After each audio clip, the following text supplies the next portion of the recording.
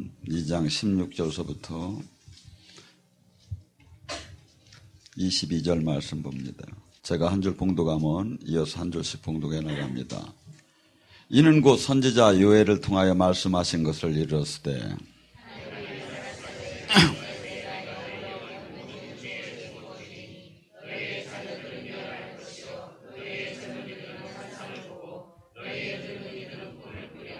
그때 내가 내 영을 남종과 여종에게 부어주리니 그들이 예언할 것이요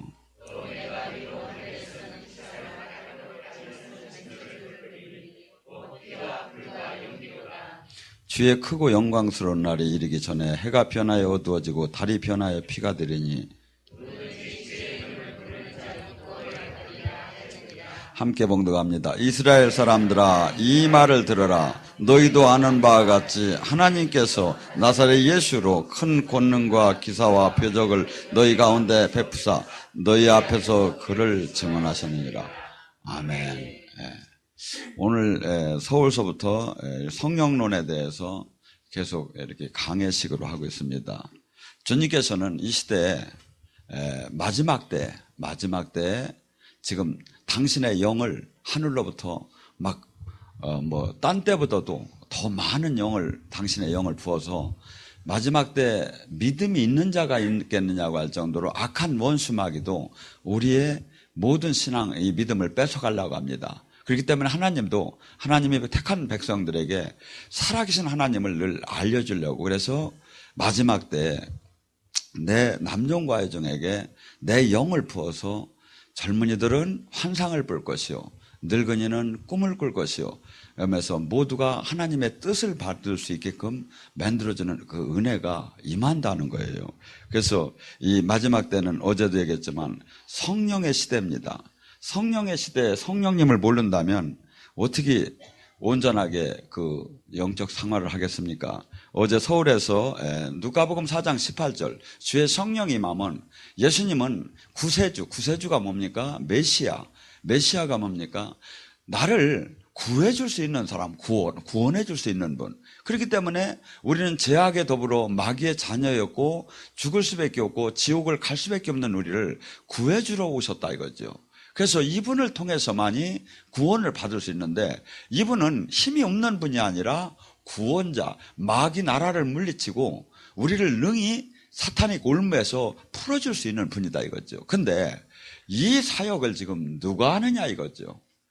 우리에게 줘서 교회가 이 일을 또 하라는 거예요. 그렇기 때문에 교회는 음부의 권세를 꺾는 천국 열쇠를 반드시 지휘하고 그것이 나타나야 한다 이거죠. 그래서 누가복음 4장 18절에 주의 성령이 임하게 되면 늘리고 억압되고 포로된 자를 자유케 하는 사역을 하게 된다고 했죠. 그래서 많은 사람들이 병마와 가난과 삶의 그 운명적인 그 아픔 속에서 매여 있는 것을 풀어주는 사역을 오직 교회만이 할 수 있다 이거죠. 오직 성령님만이 할 수 있다 이거죠. 그래서 이 성령님을 그래서 제가 그랬죠.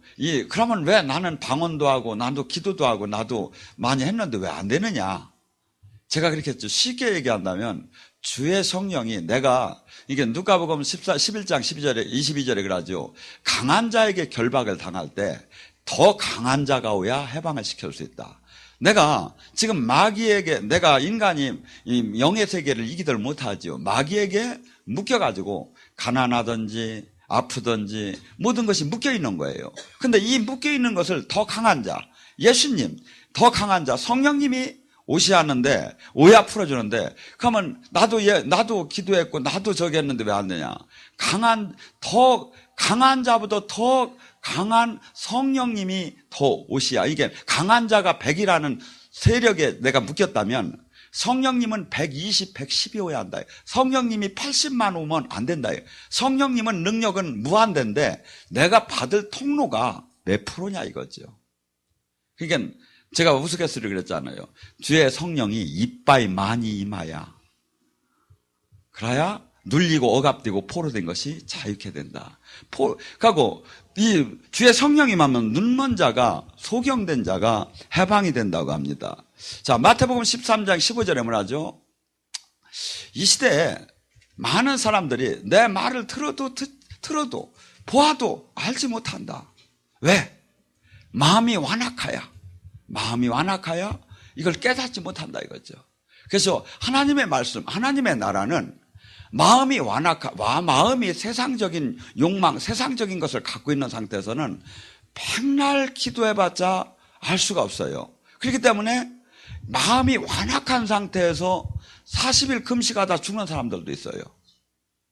금식이 얼마나 힘들고 얼마나 노력이 많이 가합니까? 근데 마음이 완악한 하나님의 법도는 뭐냐면 나를 죽이기 위한 금식이거든요. 근데 내가 많은 능력을 받아야겠다는 목적으로 막 그 욕망에 불타서 하다 보면 하나님이 그걸 받을 수가 없지요. 그래서 우리는 주님께서 이 말씀은 어떤 자? 이 세상에 대해서 세상 법을 떠난 자, 세상에 대해서 죽은 자, 그래서 육체와 욕심을, 그래서 세례와 더불어 우리 이 세상 옛사람을 죽이고 하나님 법도 안에 들어간 자만이 하나님이 약속한 이 36,500개의 말씀이 그때서부터 나에게 해당되기 시작해요. 그것이 없는 상태는 아무리 애웠다 하더라도 아무것도 해당이 안 돼요. 마태복음 6장 22절에는 하나님께서 이렇게 먹고 사는 데에 대해서 그래서 이 말씀을 하시다가 갑자기 이 말씀을 하세요. 눈이 밝으면 온몸이 성할 것이요. 이 눈이 바뀌어진다. 영적인 눈이. 그래서 성경을 애운다고 해서 애우고 막 모두 가리켰다고 해서 신학적으로 가리켰다고 해서 알아지는 것이 아니라 이것이 영으로 눈이 열려져야 돼요. 그래서 이 영이 열려지는 건 뭐죠? 아까 말했죠? 마태복음 13장 15절에 마음이 완악한 자는 열려질 수가 없지요. 근데 마태복음 5장 8절에는 뭐하죠? 마음이 청결한 자는 하나님을 볼 것이요. 그래서 수없이 우리는 정의, 거룩한 삶으로 들어가지 않고는 이 하나님의 법도가 하나님의 말씀이 나에게 이루어지더라네요. 근데 이것이 보여지기 시작을 한 사람들은 한없이 어저께 저가 없을 때 이제 자주 제가 안 후회할매양요. 원장님은 환시가 많이 열렸지요. 여기서 보니까 막 기도를 할 때 막 하늘에서 막 이렇게 바구니 타고 아기 천사들이 막 내려오더랴. 가더니 막 왔다 갔다 하면서 막 사람들한테 어떤 이는 가서 여기를 째가지고 여기서 수술해주고 어떤 이는 여기를 째고 어떤 이는 여기다가 막 가슴을 막 약을 발라주고 그러면 막 우리가 기도할 때 천군 천사가 막 움직이는 거야. 막. 근데 이제 그러다가 또 이제 어떤 이는에게는 막 그냥 그 입장에 맞춰서. 근데 이것을 근데 세상 사람한테 얘기하면 한없이 여기서는 뒤집어지는데도 한없이 이게 어리석고 우습게 뱉죠. 사도행전 2장은 그래요. 성령 충만한 사람을 술 취했다 하더라. 성령 취함에. 그래서 내 지정의를 끌 정도로 가고 이 세상에 그 논리로 알 수 없는 것이 보여지고 알아지고 실체적으로 나타나기 시작해요. 근데 이것을 그냥 안 믿는 사람에게는 아무것도 옆에서 어마어마한 사건이 일어나도 아무것도 할 수가 없죠. 그래서 주님께서는 우리가 불러서 무조건 그냥 모르는 상태에 무조건 알으라는 게 아니라 에베소서 1장 17절에 뭐랍니까? 하나님은 우리를 부르사 계시의 영과 지혜의 영을 주사 당신을 알게 하고 당신의 선한 길을 알게 하고 보여주고 알게 하는 거예요. 근데 지금 못하는 이유가 뭐냐면 내가 그분이 지금 원하는 그 삶 안에 못 들어갔기 때문에 나의 옛사람을 정리하지 못했기 때문에 지금 못 만나는 거예요. 주님은 분명히 뭐라고까지 하죠? 지체. 너희는 내가 내 안에, 내가 네 안에 하나가 됐다면 내가 어떤 이는 눈으로 쓸 것이고 어떤 이는 손으로 쓸 것이고 눈으로 쓰는 사람 뭐야? 영안이 열려서 하늘의 비밀을 보게끔 되죠. 어떤 이는 귀로 쓰는 사람 뭐야? 귀신의 소리와 성령님의 소리가 들리게 됐죠. 어떤 이는 코로 쓰는 사람 뭐야? 이 코 냄새로다니 귀신이 왔나 성령님이 왔나를 알 수가 있죠. 어떤 입으로 쓰는 사람 뭐야? 막 마귀가 얘기하는 그 얘기, 성령님이 얘기하는 그 입을 다 여기서 나타나기 시작하죠. 그래서 우리는 지금 떨어졌지만 그분의 지체로다니 연결이 돼서 쓴다고 하는데 이게 성경인데 왜 못 만난 거에 정상으로 지금 우리는 서로 어거지 소리를 지금 하고 있는 정도로 우리는 영적으로 지금 주님을 생명으로 연결이 안 됐다 이거죠. 그리고 주님의 영은 이렇게 했기 때문에 우리에게 오신 목적은 아까 얘기했던 큰 틀에서는 구세주 역할을 지금도 성령님께서는 오셔서 하고 계시다 이거죠. 또 주님의 영은 이사야 11장 2절 3절에 뭐랍니까? 주님의 영은 지혜와 총명과 경륜과 용기를 주기도 하고 야훼 하나님을 두려워하는 그 마음을 주기도 한다. 주님이 영이 오게 되면 사람이 무슨 지혜를 주신다는 거예요. 이게 사람의 지혜로 이 세상을 이기는 것이 아니라 하나님의 지혜 주는 지혜로 이 세상을 정복하고 다스릴 수 있는 힘은, 하나님은 지혜의 하나님이에요. 지혜와 명철로 이 천지를 창조해서 해를 달아놓고 달을 달아놨어요. 그렇기 때문에 주님께서 솔로몬에게 뭐랍니까? 전후후무한 지혜를 줬더라. 그래가지고 솔로몬이 하루는 옛날에는 그 아무것도 과학적인 그 범죄 수사를 할 수가 없었잖아요. 근데 두 여인이 찾아와가지고서니 애 하나를 놓고 서로 자기 자식이라고 막 싸우는 거예요. 근데 그걸 어떻게 판단합니까? 근데 이게 주님께서는 우리가 기도를 할 때 지혜를 줘요. 기도할 때 맨날 내가 주님이 원치 않는 걸 자꾸 생각하니까 지혜가 안 나오는 거지, 주님이 합당한, 내가 기도를 하고 주님이 합당한 삶을 살면 지혜가 확 열리기 시작하는 거예요. 그래가지고 그 솔로몬이 데리고 와봐라. 탁 데리고 왔어요. 칼을 갖고 오라고. 큰 칼을 갖고 와서 온내를 가운데 놓고 막 확 자르려고 막 이렇게 하니까 막 두 여인 중에 하나는 싱긋 웃고 하나는 벌벌 떨면서 차라리 나를 죽이라고 하는 거예요. 누가 봐도 이 판단은 맞잖아요. 그 어머니를 찾아주는 지혜.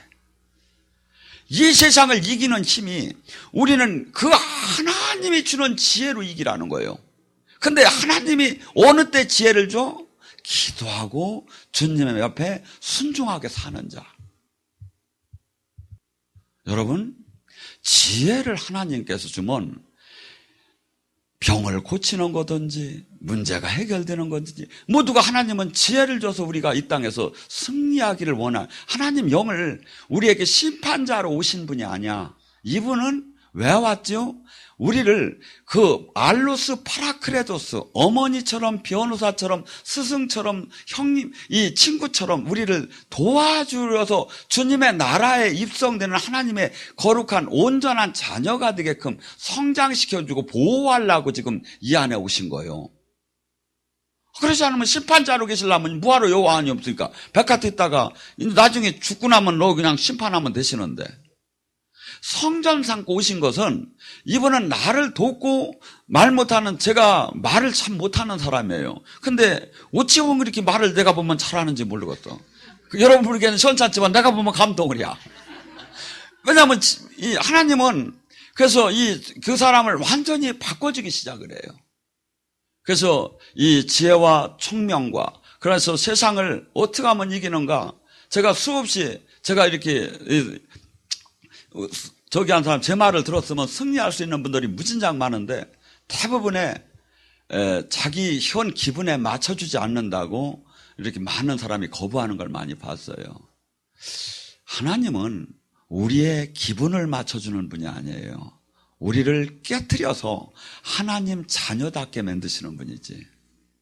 하나님은, 하나님의 영은, 그렇기 때문에 하나님의 영이 운행 법칙을, 그래서 어떻게 본다면 한없이 우리를 주님 만나고 한없이 우리는 힘든 삶을 살아야 돼요. 근데 이 힘든 삶은 영원한 생명에 들어가고 옛사람을 버리는데 반드시 필요한 거예요.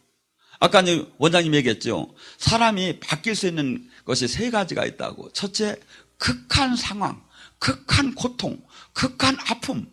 이 속에서 사람은 변할 수 있고, 두 번째 소망을 가진 자, 세 번째 진리를 깨달은 자.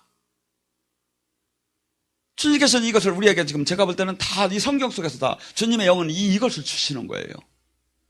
그러면 우리를 옛사람이 아닌, 세상의 육의 사람이 아닌 영의 하나님 자녀답게 만들고 자녀다운 그 가치의 기준을 알게끔 해서 글로 질주하고 그러니까 내가 지금 하나님 영이 함께하면서 내가 지금 옛사람이 계속 변화가 하나도 없다? 무조건 잘못된 거예요. 넌 하나 날 것 없이. 나는 날마다 새롭게 성장이 돼야 돼요. 어떻게? 하나님이 원하는 사람으로. 그게 말씀에 근접한 사람으로 우리는 날마다 바뀌어 나가야 한다 이거죠.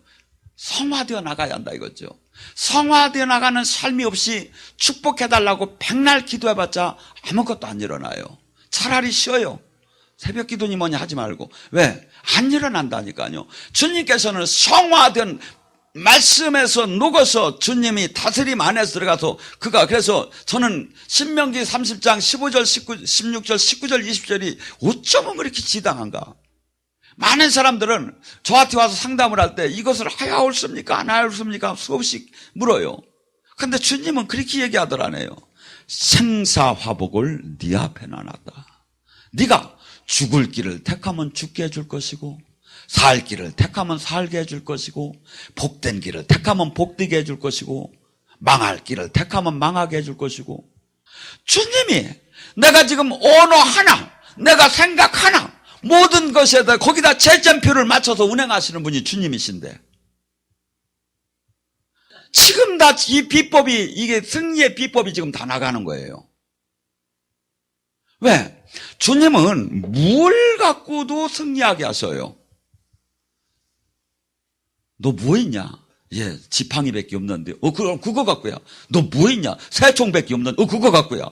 너 뭐 있냐? 아무 주님이 내가 지금 갖고 내가 잘하는 거 갖고 그 아무 걸 갖고도 주님은 이 세상을 다 뒤집을 수 있는 분이에요. 근데 요걸 해야 될까요? 저걸 해야 될까요? 여러분이 주님 뜻대로 삶에서 한번 기도와 생활하며 바르게 가봐요. 나도 모르게 살 길로 가져요. 왜? 이 안에 있는 주님은 뭐하고 계시겠어요? 근데 그걸 안 하고 계속 와서 여기서 물어가지고 뭘 이렇게 하려고 하는데 이것은 악의 신앙이고 이걸 갖고 되는 게 아니에요. 주님이 감동을 하게 내가 그냥 내 하는 대로 주님은 거기서 역사를 하시겠다 하잖아요. 네가 그래서 뭡니까? 시편 37장 4절에 야훼를 기쁘게 하라. 그리하면 네 소원이 이루어지리라. 두 사람이 있습니다. 한 사람은 맨날 나만 보면 막 돈 꺼달라고 하고 돈 달라고 하고 밥 사달라고 합니다. 한 사람은 아무 얘기도 않고 내가 기뻐하는 일만 합니다. 여러분 돈이 있으면 누구를 주고 싶습니까? 솔직히 얘기해봐요.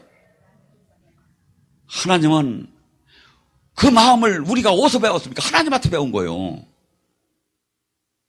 하나님을 우리는 지금 수없이 지금 잘못된 인생에 있었어요. 마귀의 자녀였었어요. 우리의 지금 문화, 우리의 지금 이 정서 이런 것들이 전부 다가 이 선한 하나님 앞에 들어가서 보면 엉망진창이에요. 그런데 이것을 다 깨트리고 주님 말씀에 무조건 이게 이해가 다 가지 않더라도 주님 말씀에 아멘하고 따라갈 때 그러면서 우리가 바뀔 때 주님은 복을 제발 저에게는 주지 마시옵소서 기도하면서 막 이 바른 일을 하면 그래도 복은 와 있을 것 같아. 내가 볼 때는. 저는 죄송한 얘기지만 우리 집을 위해서 1년에 기도한 게 3, 4시간도 안 돼요. 우리 자식도 우리 딸도 있고 우리 자식이 있는데 아니면 우리 집이 있는데 우리 식구들을 위해서 기도한 적이 없어요.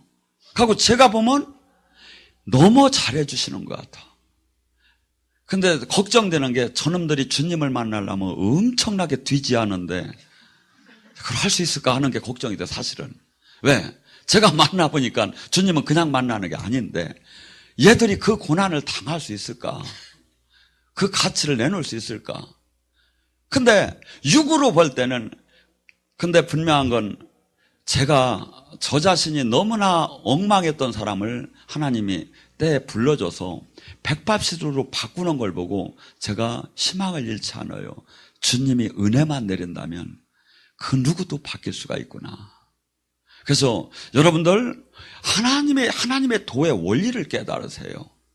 자꾸 그러면 이 원리 안에서는 성경 말씀과 그 원리가 항상 그것이 아르면 그것을 깨달은 자가 바로 복음을 전할 수 있는 분이에요. 복음. 수없이 이 성경을 갖다 바꿔놔 버렸어. 왜냐하면 원리와 생명으로 주님을 못 만났기 때문에 막 그냥 일반적인 해석을 하다 보면 엉뚱하게 이것이 해석이 될 수가 있어요.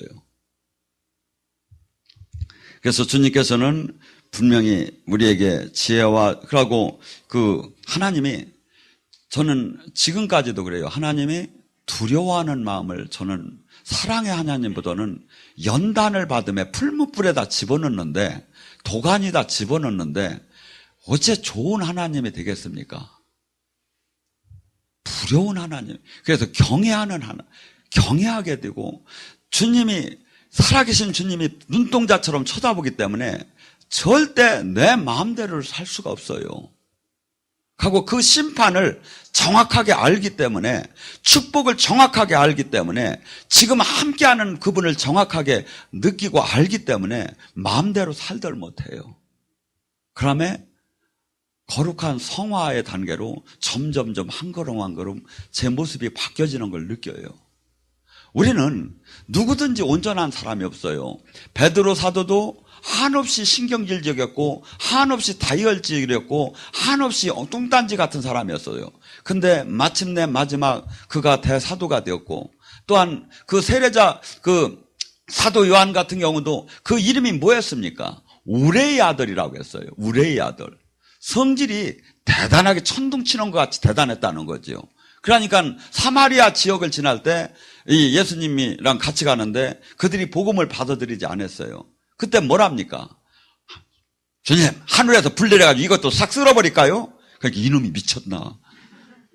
막 그렇게 막 이렇게 저기 하던 사람이 나중에는 요한 1서, 2서, 3서를 그분이 다 쓰셨는데, 그분이 거기서 계속 나오는 게 뭐냐면 사랑이 나와요. 사랑. 그래서 한번 그랬대요. 선생님, 맨날 얘기하시면 맨날 사랑만 하십니까? 그러니까 오늘 강론은 사랑 아닌 다 새로운 것 좀 한번 해주세요. 그랬더니 알았어. 가더니 올라가시더니 오늘 다시 말하노니 서로 사랑하라. 우리가 막 질치면은 막 능력받고 뒹굴고 막 싸우고 막 그냥 네가 우리냐, 내가 세냐, 네가 세냐, 내가 조금 더 세다, 내가 예언 조금 더 깊다, 내가 치유도 저기다 하지만 사실 이것은 사랑의 극치를 깨닫는 그 통로지, 이 자체가 아니다 이거죠. 하고 이 자체 안에 들어가면 이런 것도 필요가 없이 능력과 모든 그 하늘나라가 임한다 이거예요. 그래서 우리는, 주님께서는 지금도 사실은 무서운 원장님 같은 경우 연단을 시켜요. 그러면서 나를 내 뜻대로 살지 못하고 주님 말씀을 하고 살아계신 주님 밑에 복종을 할 나의 육체의 삶을 내가 그래도 이렇게 살아야 되지 않습니까? 딴 교회보다 내가 이렇게, 딴 저기보다 이게 필요가 없어요. 내 길은 좁고 협소하다는 거예요. 나의 사람이 별로 없다는 거예요. 늘 제가 얘기하지만 에레미야 5장 1절에 뭐랍니까? 에레미야에게 하나님께서 이 이스라엘 백성을 전부 다가 이 징계를 바벨론에 70년을 보내는 그 계획을 세웠어요. 너무 말을 안 들어서. 근데 그래도 한번 하나님은 사랑의 하나님이시니까 에레미야를 불러서 그래. 네가 한번 가봐라. 예루살렘에 가서 네가 바삐 돌아다니며 공의와 정의를 실천하는 자 한 사람만 찾아라. 그러면 내가 이 징계를 내리려고 이가했던 것을 내가 포기해버린다. 우리도 그렇지 않아요? 막 자식한테 막 이놈 한번 확 혼내야지, 막 한번 막 죽살나게 때려야지, 이렇게 맘먹었다도 그냥 한 번 더 기회를 주듯이 하나님이 너 한 번 가서 찾아보라는 거예요. 그래서 에레미야가 가서 막 열심히 찾았어요. 근데 뭐죠? 이스라엘 백성이 전부 다가 성도였어. 근데 하나님 보시기에는 하나도 없대.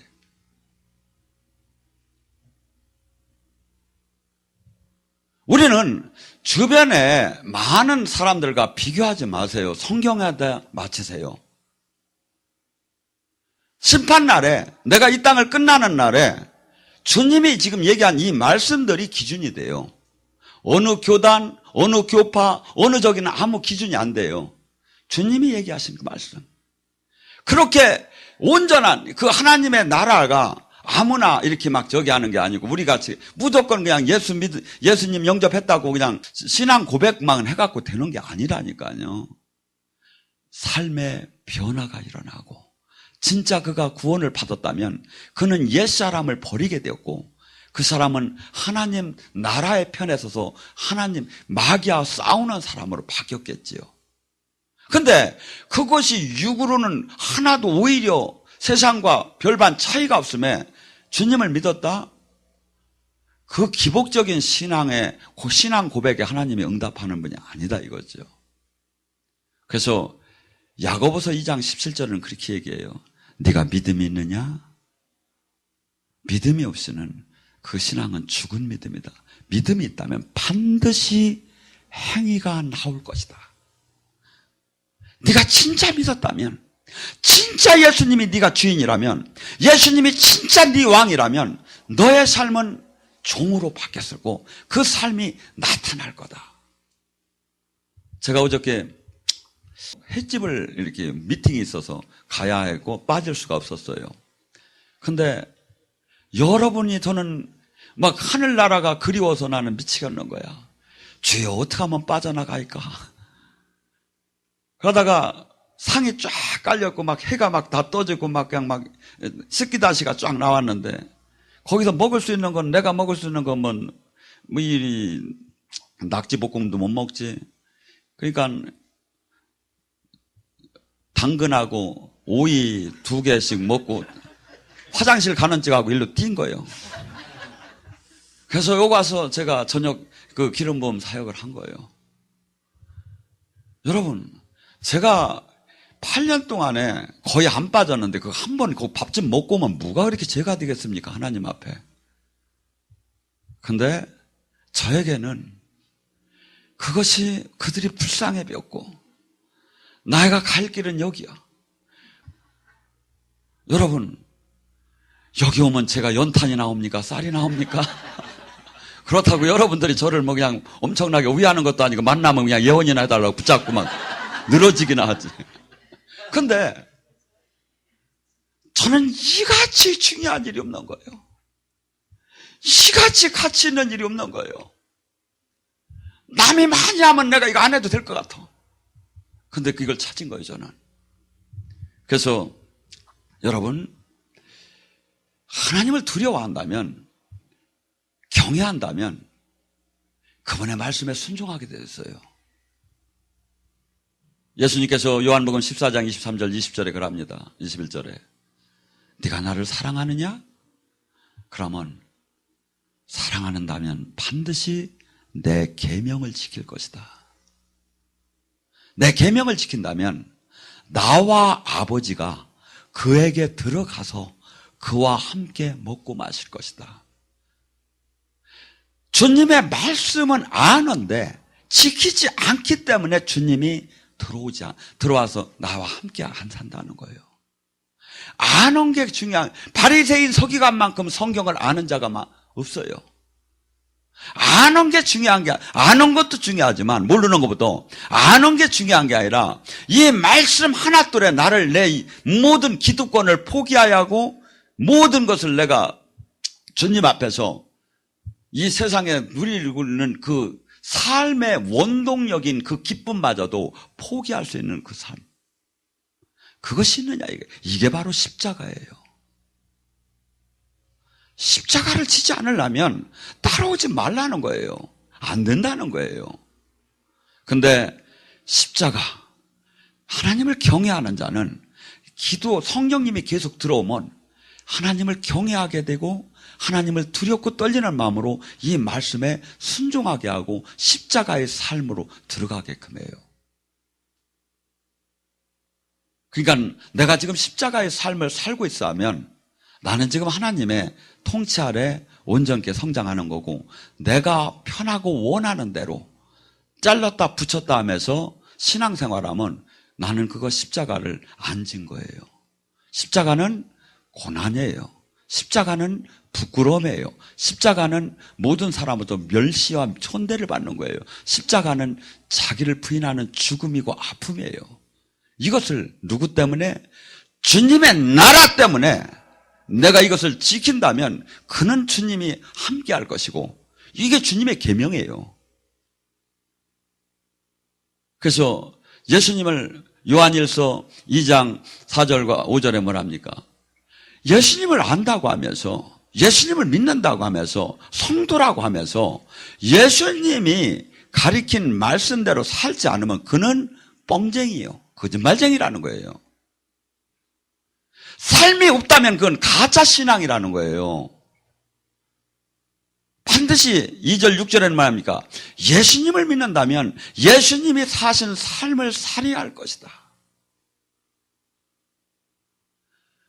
지금 세상은 10년, 20년, 제가 볼 때는 뭐 많은 사람이 전도를 한다고 하지만, 교회는 많지만 더 강팍해지고 더 살벌해지고 마지막 때는 사나워진다고 해요.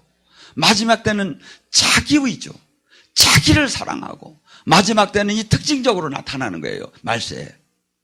근데 주님을 만난 사람은 어떤 사람입니까? 마태복음 22장 37절 39절에 보니까 계명 중에 수많은 계명이 있지만 그 중에 가장 큰 계명이 있다면 마음과 목숨과 정성을 다해서 하나님을, 예수님을 사랑하는 것이고, 다음 계명 또한 그러니 내 이웃을 내 몸처럼 사랑을 하라. 제가 우리 자매님을 사랑한다고 하면, 자매님이 저 자매가 나 옷 좀 안 해줄라나, 나 용돈 좀 안 갖다 줄라나, 나를 뭐 좀 안 해줄라나, 막 저기 하면 바라고, 막 저기 하면서, 그러면 이게 사랑하는 겁니까? 사랑은 저 사람을 어떻게 하면 편하게 해줄까? 저 사람을 어떻게 하면 이득이 되게 해줄까? 근데 여기만큼 기도원이 막 사랑과 편하게 이렇게 이 사랑이 많은데 왜 전도를 안 하죠? 왜 전도를 안 하시느냐고. 우리는 주님의 이 말씀을 아는 데서 국한되는 건 아무 의미가 없어요. 실질적으로 여기 오신 분들한테, 여기 계신 분들은 정말 사랑을 해줘요. 왜냐하면 이 시대는 사랑을 고갈되었어요. 부모 자식 간에도 이기적이에요. 근데 진짜 사랑을 줘봐요. 왜 사람이 안 올까요? 저는 원래가 달란트가 군사 훈련시키는 스타일이니까 제가 좀 못하면 여러분이 좀 해줘야 하잖아. 근데 보면 안 오시는 분들은 여러분 책임이 있는 거야. 막 이제부터 방긋 웃으시면서 말이야. 하고 이렇게 좀 따뜻하게 손도 붙잡고 하고 같이 울어주시고 같이 막 저기 하고 한번 하면서 이렇게 하면서 사랑을, 우리는 지금 뭐라 하죠? 사랑을 하라는 거예요. 그래서 주님께서 우리는 하나님의 하나님의 영을 받는다면 하나님 말씀 안에 온전하게 순종하게 돼 있고 이 말씀에 내 목숨을 걸 수밖에 없는 거예요. 이 자는 주님을 만나기 싫어도 만나게 돼요. 이 삶에 들어가면. 여러분, 이 시대에 수많은 사람들이 주님을 못 만나서 몸부림을 칩니다. 여러분, 이게 바로 복음이에요. 이 원리를 깨닫고 첫째는 나한테 적용이 되고 두 번째는 만난 사람한테 알리는 거예요. 그러면 뭐죠? 예수님의 생명을 전하는 자예요. 이 복음을 깨닫는 자, 이 말씀의 진리를, 이 은혜 예배를 깨닫는 자는 반드시 주님의 영이 들어오면 뭐죠? 소생하는 축복이 임해요. 모든 것이 무너졌던 것이 다시 살아나기 시작해. 부활의 영이기 때문에. 망한 가정도 살아나고, 병든 가정도 살아나고, 찢어진 모든 삶이 다 소생이 돼요. 저는 제 옛사람을 가만히 생각합니다. 정말 못됐던 것 같아요. 제가 얘기하기 부끄러울 정도로 제가 얘기를 차마 못하겠어. 근데 어쩌면 이렇게 바른 놈으로 만들어 놨는가. 주님의 영이에요. 주님의 영. 주님의 영을 정말 나의 주인으로 붙잡으면 이 영은 나를 자꾸 바꾸기 시작해요. 가치관을 바꾸고, 목표를 바꾸고, 비전을 바꾸고, 행복을 바꾸고, 모든 것이 바뀌어요. 그래가지고 어떻게? 하나님 기준에 맞는 사람으로 바꾸기 시작하죠. 그러면 뭐요? 그렇게 바뀌었기 때문에 축복이 오는 거예요. 안 바뀌고 그것을 닫고 얘기를 하면 축복은 안 와요. 바뀌었기 때문에 내가 생사화복을 네 앞에 놨느니라. 네가 축복 밖에 바뀌어봐라. 축복이 분명히 내려온다. 살게 바뀌어봐라. 내가 회복을 시켜준다. 근데 믿는다고 하면 안 바뀌니까 주님도 못 하시는 거예요. 안 바뀌고 그냥 부르짖죠. 긍정의 힘으로 아무것도 안 일어나요. 예수님의 힘으로 아무것도 안 일어나요. 바뀌는 것이 예수님을 믿는 거라니까. 바뀌는 것이. 오늘 시간에 이 성령님이 지금 이 자리에 오셨고 우리 안에 계십니다.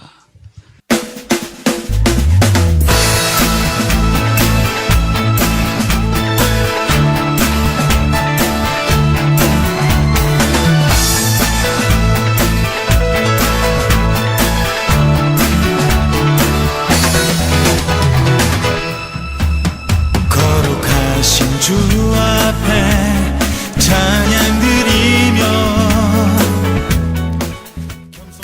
안녕하세요. 저는 성령영성교회 박주명입니다. 저는 오늘 아주 기쁘고 설레이는 마음으로 여러분들에게 저희 교회와 기도원을 소개를 시켜드리고자 합니다. 지금 아마 이 영상을 보고 계시는 분들 중에서 분명히 저희 교회나 기도원을 통해서 하나님께서 직접 만나주시고 또 그 삶을 완전히 변화시켜 주시려고 예비해 두신 분들이 있을 거라고 생각을 합니다. 하나님을 믿는다고 하면서도 삶에 기쁨이 없고 또 항상 영적으로 갈급함을 느끼신다면 저희 교회에 오시면은 하나님께서 저희를 위해서 예비해 두신 길을 알 수가 있고 또 하나님이 주시는 위로를 아주 풍성하게 받을 수가 있습니다. 지금 하나님이 부르시는 음성을 마음으로 들으신다면은 저희 교회나 기도원을 꼭 한번 방문해보세요. 거룩하신 주 앞에 찬양 드리며 겸손히 무릎 꿇고 경배 드리. 예언은 성령께서 나누어 주시는 여러 가지 은사 중에 하나님의 뜻을 자녀들에게 전달하도록 주신 은사입니다. 예언 사역자는 교회의 덕을 세우는 데 쓰임을 받습니다. 사랑하는 딸아, 네가 한없이 내 앞에 달려오는 모습이 아름답구나. 모든 것을 얻게 될 것이다. 새로운 세계가 열리게 될 것이다.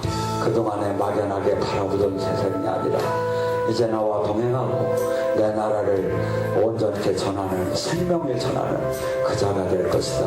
네 안에 오늘 가득히 생명을 붓노라. 이런 예언 사역을 통해서 성도들은 우리 삶을 섬세하게 돌아보시는 하나님의 사랑뿐 아니라 우리 삶의 걸음마다 늘 인도하시고 또 동행하시는 하나님의 은혜를 체험합니다. 각종 인터넷 포털 사이트에 검색어에 성령, 은사, 예언 이런 검색어로 검색을 하게 되었고요. 서모세 목사님께서 그 말씀하신 동영상을 보게 되었고요. 동영상을 보면서 제가 느낀 것은 이곳에 일어나는 각종 주님의 강력한 임재와 기름 부음을 보고 깜짝 놀랐습니다. 이곳은 치유, 예언, 통변, 각종 기름 부음이 일어나는 정말 주님이 살아계시고 주님의 뜻을 전하는 그런 곳이 알게 되었어요. 그래서 충주 기도원을 가게 되었죠. 목사님께서 저에게 하시는 예언을 듣게 되었습니다. 근데 저는 제가 평상시에 부르짖고 했던 그런 기도 제목이 제 예언을 할 때 통변을 통해서 나왔습니다. 저는 그 말씀을 듣고 어떻게 제 마음속에 했던 기도가 그렇게 통변에 나왔을까 해서 깜짝 놀랐고 눈물을 흘리지 않을 수 없었습니다. 그래서 결심을 하게 되었죠. 바로 이곳이다. 그래서 저는 이곳에 4개월 동안 정말 주님의 뜻을 구하기를 원했고 눈물로 부르짖으면서 기도했습니다. 지금은 제가 묶였던 그런 문제들이 하나씩 풀려나고 있어서 정말 주님께 너무 감사드리고요. 여러분께도 우리 성령의 음성을 꼭 오시기를 강력히 추천드립니다.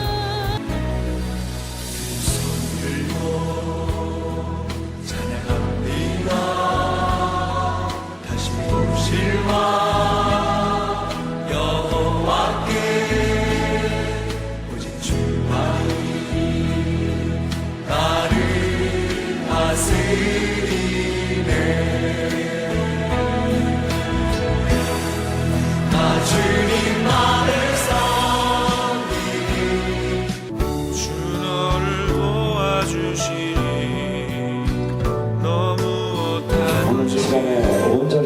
치유되기 원합니다. 온전히 치유되기 원합니다. 사슬이 풀리기 원합니다. 아버지 풀리시켜 주시옵소서. 어둠의 영도는 지금 이 시간 이 딸의 몸에서 분리될지어다. 예수님 권세로 선포한다. 예수님 권세로 선포한다. 나와 약한 변심하기야. 예수님 권세로 선포한다. 나와. 저희 교회에서는 다양한 사역이 이루어지고 있는데요. 그 중에서도 특징적인 사역이 예언 사역과 치유 사역입니다. 초대교회에서 이런 사역을 행했던 것처럼 저희 교회에서도 예수님의 뜻을 따라서 억눌린 자를 해방하고 또 낙심한 자를 권면하기 위해서 이런 사역들을 행하고 있습니다.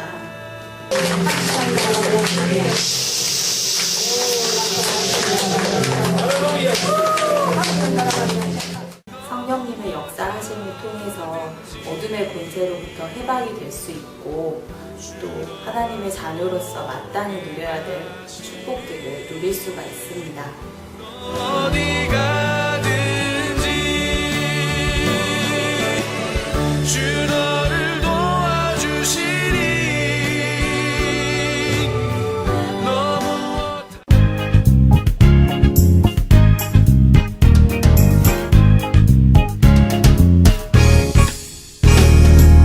무엇이 행복이냐 묻는다면 당신은 무엇라고 말할래요? 하나님을 찬양할 수 있다는 것, 이것이 인생의 자명복이죠. 성령님께서 임재하시는 이곳에서 기도 훈련을 받고 영이 조금씩 열려가고 새로운 영적 체험을 겪어가면서 그런 과정 속에서 믿음이 점차적으로 성장하고 성경의 말씀들이 머리가 아닌 가슴으로 더 깊게 깨달아가고 있습니다. 성령님의 강력한 역사가 있고 주님 앞에서 온전히 순종하는 삶을 살고 계시는 목사님과 원장님이 계시고 또한 깨끗하고 투명하게 운영되고 있는 이곳 성령 영성 기도원으로 영적으로 발급한 주님의 많은 자녀분들이 인도받고 주님의 은혜 속에서 묶임이 풀리고 축복받는 삶을 사시게 되기를 진심으로 원합니다.